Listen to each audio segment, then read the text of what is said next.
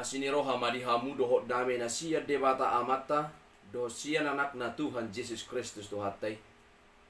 Amin. Tapi parhorasan manugut madihita manginang dongan nahina holongan di bagasan Kristus Yesus. Hatani debata di parsorata di bagasan manugut ni arion tar surat mai di Maleaki tulu ayat sada. Songon maidok disi. Lihat, aku menyuruh utusanku supaya ia mempersiapkan jalan di hadapanku. Dengan mendadak Tuhan yang kamu cari itu akan masuk ke baitnya. Malaikat perjanjian yang kamu kehendaki itu sesungguhnya ia datang, firman Tuhan semesta alam. Demikian firman Tuhan. Saudara-saudara yang diberkati oleh Tuhan kita Yesus Kristus, kehidupan umat Tuhan telah diwarnai oleh hiruk pikuk nubuatan para nabi tentang hari Tuhan dan datangnya Raja yang adil. Banyak sudah nabi-nabi yang menubuatkan tentang kedatangan Tuhan atau Raja, atau pimpinan yang dianggap dapat menolong kehidupan umat. Setidak-tidaknya mereka berharap akan datangnya seorang pemimpin seperti Daud ataupun seperti Salomo yang bijaksana. Namun, nubuat para nabi tak kunjung datang. Umat pun menjadi apatis mengabaikan firman Tuhan yang disampaikan oleh para nabi. Kondisi ini telah mempengaruhi semangat para nabi. Tidak banyak lagi nabi yang menyampaikan nubuatan. Hal inilah yang menimbulkan bias bagi dinamika keagamaan umat. Saudara yang kekasih, pada zaman kuno, ketika raja akan mengadakan kunjungan ke salah satu kota atau desa, menuntut persiapan yang serius. Raja akan mengirim para utusan ke wilayah yang akan dikunjungi untuk menyuruh mereka memperbaiki jalan, mengisi lubang-lubang di jalan dengan tanah, dan menghaluskan gundukan-gundukan sepanjang perjalanan. Persiapan itu dilakukan agar nantinya perjalanan raja menjadi lancar, mudah, menyenangkan, dan bebas dari masalah. Saudara kekasih, gambaran ini jugalah yang disampaikan oleh Rasul Lukas maupun Yohanes sebagai seorang nabi atau utusan Allah. Ia menyerukan kepada umat untuk mempersiapkan diri bagi kedatangan Sang Juru Selamat atau Sang Raja Damai di dalam perjanjian yang baru. Dan dia berkata, bertobatlah dan berilah dirimu dibaptis dan Allah akan mengampuni dosamu seperti yang ada tertulis dalam kitab-kitab nubuatan Yesaya. Ada suara yang berseru-seru di padang gurun. Persiapkanlah jalan bagi Tuhan, luruskanlah jalan baginya. Setiap lembah akan tertimbun dan setiap gunung dan bukit akan menjadi rata. Yang berliku-liku akan diluruskan, yang bertekuk akan diratakan, dan semua orang akan melihat keselamatan daripada Tuhan. Jadi, Nabi Maliaki juga mengajak kita mempersiapkan atau memperbaiki jalan bagi Tuhan di dalam hati kita dan meluruskan jalan hidup kita. Ketika Maliaki menulis, orang Yahudi pasca pembuangan di Palestina kembali mengalami kesusahan dan kemunduran iman atau kemunduran kerohanian. Orang-orang ini telah menjadi sinis meragukan kasih dan janji-janji Allah. Menyaksikan keadilannya dan tidak percaya lagi bahwa ketaatan kepada perintahnya itu berguna. Seiring dengan memudarnya iman, maka pelaksanaan ibadah menjadi otomatis tidak berperasaan. Mereka juga acuh tak acuh terhadap tuntutan hukum Taurat dan bersalah karena bernubuat macam-macam dosa terhadap perjanjian. Saudara yang kekasih, Nabi Maliaki memperingatkan mereka. Di dalam nas kita ada 4 sampai dengan ayat yang keempat nantinya. Yang pertama, persiapkan jalan bagi Tuhan. Masalah yang dihadapi oleh Maliaki ketika menegur keberdosaan umat Tuhan Allah, mereka tidak merasa bersalah dengan dosa-dosa mereka. Sebab Tuhan tidak bertindak apa-apa. Mereka berkata, di ayat yang kedua, di pasal 17, dikatakan, di manakah Allah yang menghukum? Sikap menantang ini langsung dijawab, dengan mendadak Tuhan yang kamu cari itu akan masuk ke baitnya. Malaikat perjanjian yang kamu kehendaki itu sesungguhnya ia datang, firman Tuhan semesta alam ayat 1b.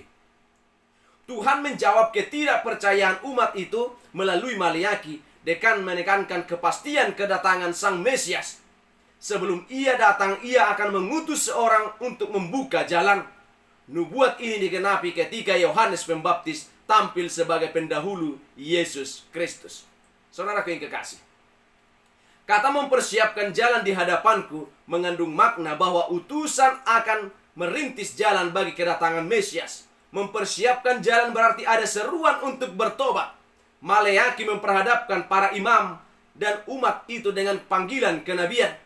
Ada beberapa hal yang perlu dilakukan oleh bangsa Israel dan juga kita sehubungan dengan pertobatan itu. Yang pertama, untuk bertobat dari dosa-dosa dan kemunafikan agama mereka sebelum Allah datang tiba-tiba dengan hukuman. Yang pertama, untuk bertobat dari dosa-dosa dan kemunafikan agama mereka sebelum Allah datang tiba-tiba dengan hukuman. Yang kedua, untuk menyingkirkan semua rintangan ketidaktaatan yang menghalangi arus kemurahan dan berkat Allah. Dan yang ketiga, untuk kembali kepada Tuhan dan perjanjiannya dengan hati yang tulus dan taat. Bapak, Ibu, serta saudara-saudara yang kekasih, Maleaki menubuatkan bahwa hari penghakiman yang disebut hari Tuhan akan segera tiba. Di dalam nas kita dikatakan dengan mendadak. Dan umat Israel diminta untuk bertobat dan meninggalkan dosa-dosa mereka supaya tidak dihukum. Kedatangannya adalah untuk menghakimi umat Israel karena ketidaktaatan dan pelanggaran-pelanggaran mereka. Bapak, Ibu, serta saudara-saudara yang kekasih, melalui kedatangan dan peran para nabi di dalam perjanjian lama, Allah mempersiapkan umat agar mereka memperoleh pengertian akan keselamatan yang berdasarkan pengampunan atas dosa-dosa mereka. Dengan demikian, karya keselamatan Allah merupakan wujud dari perencanaan ilahi yang matang, tidak terputus-putus tetapi utuh, yang mana seluruh perencanaan Allah tersebut sepenuhnya didasari oleh kuasa kasih dan pengampunannya. Sehingga manakala kelak Allah akan datang untuk menghakimi bumi dan seluruh alam secara tiba-tiba dan dahsyat, maka tindakan Allah bukanlah tindakan yang sewenang-wenang. Yang kedua, siapakah yang dapat tahan akan hari kedatangannya? Ayat yang kedua. Demikianlah nubuatan Maleaki tentang kedatangan Mesias. Dalam pemahaman Maleaki, Mesias digambarkan sebagai api tukang pemurni logam dan sabun tukang penatu. Mesias digambarkan sebagai api dan sebagai sabun, pribadi yang memurnikan sekaligus membersihkan.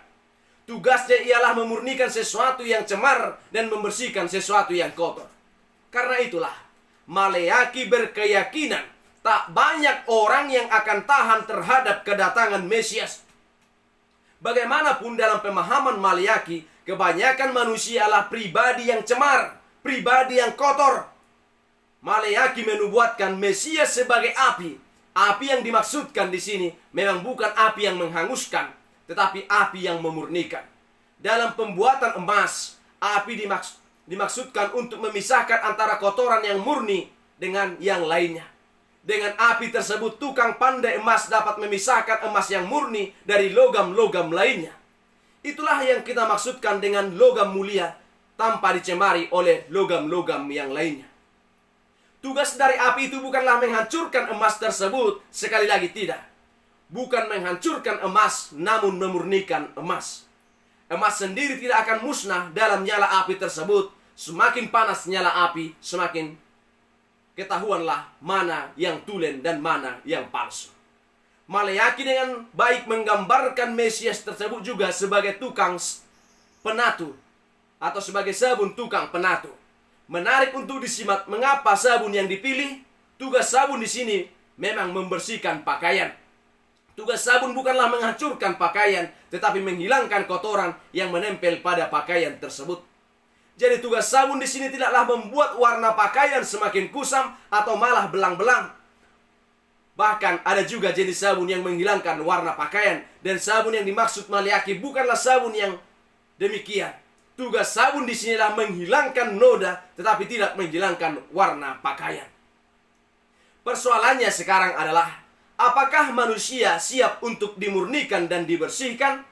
Dan satu-satunya syarat ialah manusia harus mengakui terlebih dahulu akan kecemaran, akan kekotorannya. Jika manusia masih menganggap dirinya murni dan bersih, saya heran abadia dope, maka dia memang tidak membutuhkan pemurnian dan pembersihan. Manusia harus mengakui kenyataan diri terlebih dahulu. Manusia harus mengaku dengan tulus dan tanpa paksaan apakah dia memang benar-benar cemar atau benar-benar kotor.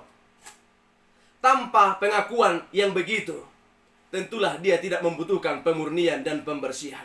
Dan tujuan Mesias melakukan itu adalah agar manusia dapat dan layak mempersembahkan kurban kepada Tuhan. Dengan kata lain, manusia dapat layak berdiri di hadapan Tuhan. Oleh karena itu, dalam Advent yang ketiga ini, di minggu Advent yang ketiga ini, pesan Yohanes Pembaptis menjadi sangat relevan bagi kita. Maleaki menyerukan pertobatan yang sungguh-sungguh. Bertobat berarti berbalik dari cara yang lama ke cara yang baru. Yang ketiga, Mesias yang memurnikan dan mentahirkan, ayat yang ketiga. Memurnikan dan mentahirkan diawali dengan kata sambil duduk. Tuhan tidak bekerja sambil lalu dalam memurnikan hidup umat Israel. Dia akan mentahirkan hidup sehingga benar-benar didapat hasil yang terbaik dan murni. Tuhan memurnikan dengan tekun sampai benar-benar murni supaya mereka menjadi orang-orang yang mempersembahkan korban yang benar kepada Tuhan. Maka persembahan Yehuda dan Yerusalem akan menyenangkan hati Tuhan seperti pada hari-hari dahulu kala dan seperti tahun-tahun yang sudah berarti seperti tahun-tahun yang jaya. Dan yang terakhir, ayat yang keempat, persembahan yang menyenangkan hati Tuhan. Satu hal yang ditawarkan oleh Maleaki dalam ayat 3 dan ayat 4 adalah memberikan persembahan yang benar atau menyenangkan bagi Tuhan. Umat yang diproses dalam pemurnian yang mengalami berbagai kesusahan diajak untuk mempersembahkan dan memberikan persembahan yang menyenangkan hati Tuhan. Persembahan yang menyenangkan hati Tuhan diungkapkan pada ayat 4, yaitu sejarah bagaimana Yehuda dan Yerusalem menyerahkan persembahan yang sudah. Berarti dalam proses perjalanan sejarah telah terjadi penyimpangan-penyimpangan yang dibeberkan di dalam ayat yang kelima. Mereka melakukan ibadah dan memberikan persembahan, namun di sampingnya ada tukang sihir, ada yang melakukan perzinahan, bersumpah dusta, dan menindas orang upahan, janda dan anak yatim piatu, dan yang mendesak ke samping orang asing dengan tidak takut akan Tuhan. Persembahan yang menyenangkan hati Tuhan adalah persembahan yang diberikan secara tulus hati. Lukas 2 ayat 1 dan 2 Korintus 9 ayat 6-7. Mempersembahkan tubuh, pikiran, dan perbuatan. Roma 12 ayat 1. Membela hak orang miskin, yatim piatu, dan yang tertindas. Yakobus 1 ayat 27 dan Lukas 4 ayat 18-19. Itulah persembahan yang menyenangkan hati Tuhan. Bapak, Ibu, serta saudara-saudara yang kekasih, di Advent yang ketiga ini, melalui nas kita hari ini, ada 3 pesan yang disampaikan bagi kita. Yang pertama, tentunya perayaan Advent harus kita maknai dengan kekinian tanpa menghilangi makna sejarahnya. Minggu Advent mengajak kita untuk setia dalam penantian akan kedatangan Kristus kembali. Kita diingatkan bahwa Dia pasti akan datang, sebagaimana para nabi pernah menubuatkan kedatangan Mesias untuk membebaskan orang Israel dari belenggu dosa. Yang kedua, mari mempersiapkan kedatangan Tuhan dengan memperbaharui diri, menjauhkan diri dari keinginan daging, dan memiliki cara hidup yang baik.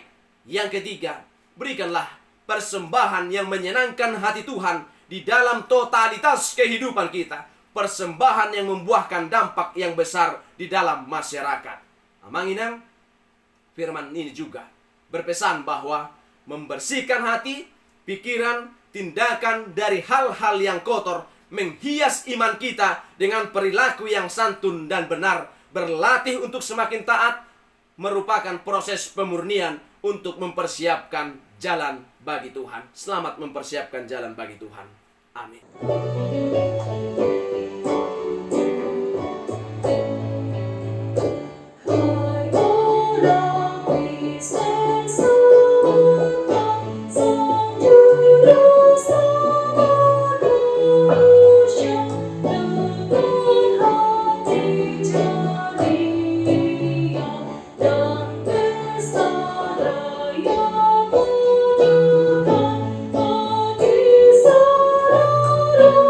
you.